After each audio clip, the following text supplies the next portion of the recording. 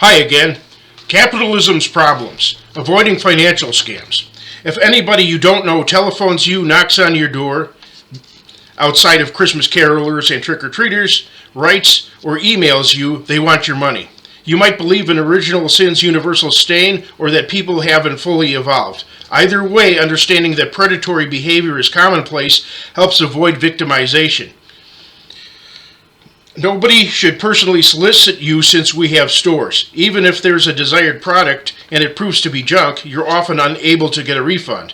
That includes products advertised on TV and computer pop-ups. Even if you're happy with a telemarketing or television commercial sale, your purchase perpetuates commercials and telemarketing calls which annoy others. Strangers jangling the telephone is a nuisance, especially if you're poorer than the people they want you to donate to. Kindness towards potential predators is imprudent.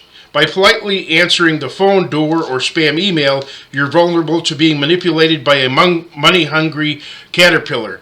Lonely elderly people are especially vulnerable. Opening your door to strangers can also result in being physically assaulted. Acting like you're not home is always the right solution to a doorstep solicitor. Reacting to religious leaders who capitalized on congregants' needs of goods required for sacrifices by price gouging, Jesus overturned their tables and grabbed a whip, beating them severely. Though bludgeoning solicitors is illegal today, we can eschew buying anything from telemarketers, spam emailers, commercial salesmen, or door-to-door solicitors who invade our personal space. This garbage prevails because people still buy from them. For donations, there are many charitable church organizations, internet sites, clothing bins, and organizations listed in phone books. Some scams are enormous. Ponzi schemes pay returns to investors from money paid by subsequent investors instead of profits earned. Pyramid scams involve paying to get in, then recruiting others who pay you to get in, and so on. They can involve money changing hands or may sell a product. Multi-level marketing businesses resemble pyramid schemes. Ponzi and pyramid schemes invariably collapse. Eventually, there won't be enough investors or people to recruit, and someone will be stuck with the losses. Financial scams are often initiated by religious leaders since they can get congregants to substitute so-called God's blessings for pragmatism. Flash cameras are a government-run financial scam masquerading as concern for public safety.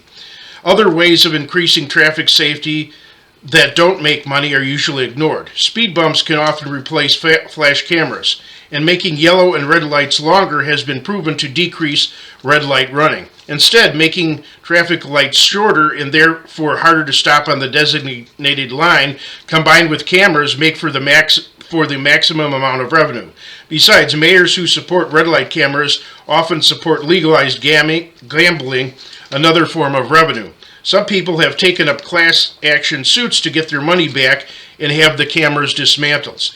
Actually, the biggest threat to highway safety is drunken driving. Yet rarely are those convicted of drunken driving forced to have their cars made breathalyzer activated, which would curtail subsequent drunken driving. The expensive fees from drunk driving convictions fill state pockets. Certainly, the phenomenon of bail proves that so-called justice is bought and sold. Disposing of credit and ATM cards or never getting them is wise, since spending is addictive. If you can immediately access your entire life savings, that's trouble. Or most of it even is still big trouble. Besides relying on spending addiction, credit card companies function by penalizing late reimbursements. Instead of wanting you to pay on time, they're experts at creating situations that facilitate late fees. Gambling. This major addiction destroys families when money for necessities is gambled away. Even purchasing lottery tickets breeds greed mentality and covetousness. Those rare winners often squander their winnings, alienate family and friends, and become worse off. Besides, the house always wins. Gambling magnates always make money from people. Successful gambling, though, is spivery, on the rare cases that they can actually make money. Even that is spivery, which means obtaining one's living without effort at the expense of others. And the institution of gambling never offers a product or service. Worse yet, enough people eventually becoming rich through the lottery would cause prices to dramatically increase, since sellers would discover that plenty of people can afford high prices, which will deplete the value of our currency and rob everyone else. So we must oppose gambling as strongly as possible. Speculative stock purchasing and Christian investing are worlds apart. Speculators buy stocks solely because they are viewed as cheap. When the price of these stocks appreciably inflate, speculators attempt to quickly drop them like hot potatoes, fooling others into buying them at inflated prices. This is a form of gambling too. Worse is insider trading, which is illegal. It's criminal. Christian stock purchasing, however, would be buying stock in companies that make the world a better place and avoiding stock in harmful products, such as tobacco companies. Having faith in these companies, investors hold their stocks for years. Stay tuned for part 3.